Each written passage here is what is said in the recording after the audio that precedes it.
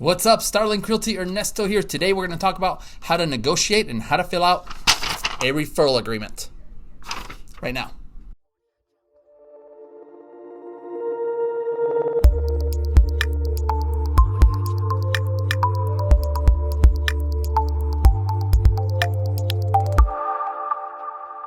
And welcome back, Starlink Realty. Here we go, the referral agreement.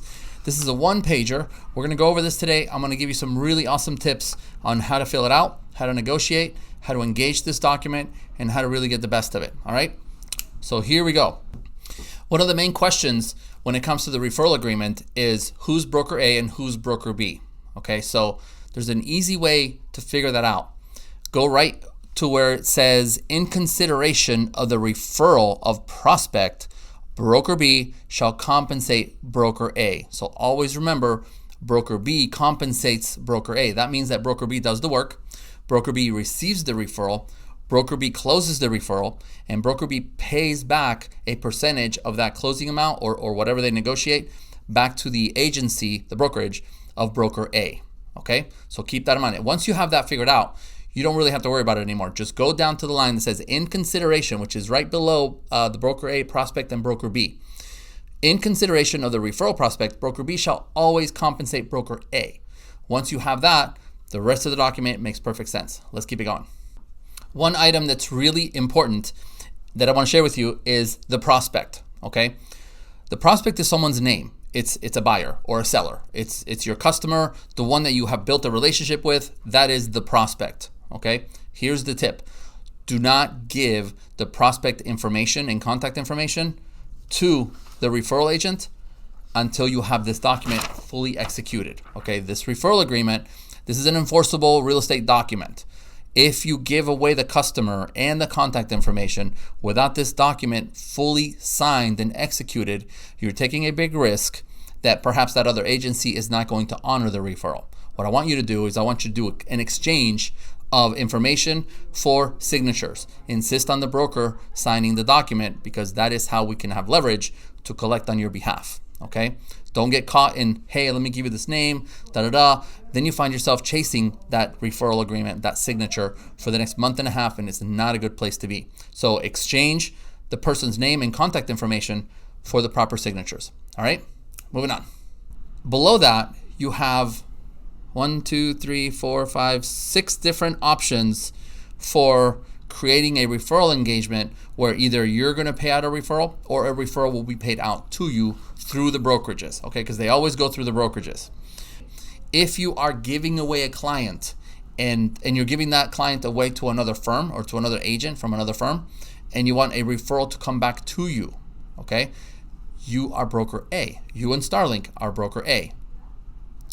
If you are receiving a client through which you're going to buy or list a property and you're going to make money off of that client that you're receiving from another firm or another agent, you and Starlink are broker B. Remember, broker B always compensates broker A. If you're not sure about that, come right here to the middle of the page and read that again. As a referral fee, in the event that broker B is compensated in connection with a real estate related contract or transaction involving that middle prospect, broker B compensates broker A, okay? And we have a couple of options here, okay? We can do a blank amount, which is just a regular blanket amount, $50, $5,000, $20,000, whatever makes sense and whatever you are able to negotiate, okay?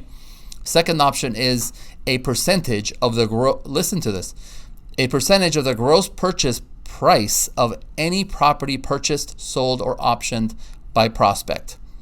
I don't know if you ever broke that down, but what that actually says there is a percentage, be it 1%, 2%, 20%, 30%, whatever percentage of the actual price of the property sold, rented, optioned, or anything. So if you got a $100,000 property that's sold and you put a 1% on this box, then the referral is going to be 1% of that price, not a percentage of the commission amount, percentage of the price. Okay, so that's that one. The third one down is a percentage of the full commission received by broker B on any real estate transaction involving prospect. This is a very common one because what you're saying here is you're saying, I'm going to give you John Smith. This is the prospect that you're going to be working with. And any transaction that John Smith creates for you from here until eternity, you're going to pay me a referral. Let's read that one more time. Percentage of the full commission received by broker B on any real estate transaction involving that prospect. So that's any transaction today, tomorrow, next year, next decade. Okay. The third one down, is a percentage, blank percentage of the listing commission received by broker B on any real estate transaction involving prospect. See how broker B is always getting paid, and then broker B is always delivering the referral to broker A. In this case, it's a little different. It's a percentage of the listing side of the commission that is received by broker B will be paid out to broker A. A good example of this is a 30% referral. Somebody gives you a client, you list their property and then you sell it, and then once you get the commission, whatever that commission is, because it hasn't been pre-negotiated, a percentage, be it 30% or 25 or 40, whatever it gets negotiated, will go to the other party. Okay. The one below that is a percentage of the selling commission received by broker B. So it's the same thing, but it's the buyer side. I give you a buyer, you give me a referral agreement, or you give me a referral percentage. So X percentage of the selling commission received by broker B on any real estate transaction involving prospect. Okay, that's awesome.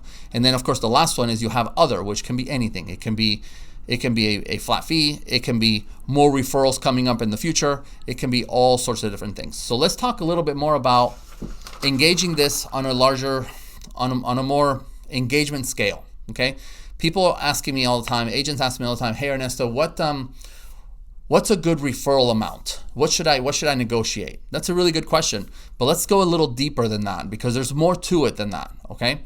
And let's play this out a little bit. If I have a referral that I'm going to give to another agent, and it just happens to be a name, I don't know if that person's going to buy. I don't know if that person's going to sell. It just happens to be I'm going to give a referral to somebody out of the area, and maybe they'll buy something. Okay, that's a referral that I might negotiate for 20%, maybe 25, probably not 30, because it doesn't really make a whole lot of sense for me to give a 30% referral to somebody that may or may not buy a property. But contrast that scenario with this one. Hey, my brother is moving to Atlanta and I need to find an agent in Atlanta because by the end of the month, my brother is going to start a new job in Atlanta, so he's going to be living there. There's no doubt this is going to be a transaction. So I'm calling up an agent in Atlanta and I'm saying, hey, Mr. and Mrs. Agent, I've got a buyer coming your way, happens to be a family member of mine. They're going to be buying property in Atlanta. They have to be there by the end of the month because they start a new job over there. That's kind of like a sure thing. Do you see what I mean? So I'm going to require a higher percentage on that transaction than if I'm just giving somebody a name. So remember that, because it works both ways. You can be receiving a referral, which is a sure thing. So expect that referral will be a little more expensive. You have to do less work, so you have to pay a little more. Or if you're receiving a referral that it just happens to be a name and nobody really knows if they're going to close or not close. Does that make sense? So if you're negotiating it that way, if you're sending a referral that's a high value referral, ask for more than 30%, ask for more than 25, ask for more than 35. Get as much as you can. Make it 50-50. If you know it's going to be a real deal and it's a nice check, negotiate that 50-50, okay? And if you're receiving one, same scenario. Hey, is this a high value referral? Is it a low value referral? By the way, I hope that makes sense, because it does. This is all about negotiating it, okay? By the way, the referral agreement that we're talking about today is revision 1015, and it's RA-3. So keep that in mind. Looks like it was from 2015, but this document hasn't changed in a very long time. So referral agreements, that's the story. I'll see you guys next time.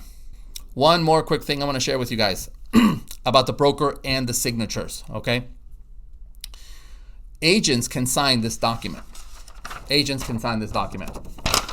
But brokers are held to a higher standard, so that if you're going to send a referral out to another brokerage or another county or another state or whatever, make sure and you're expecting money to come back, do not be satisfied with the agent's signature on that document.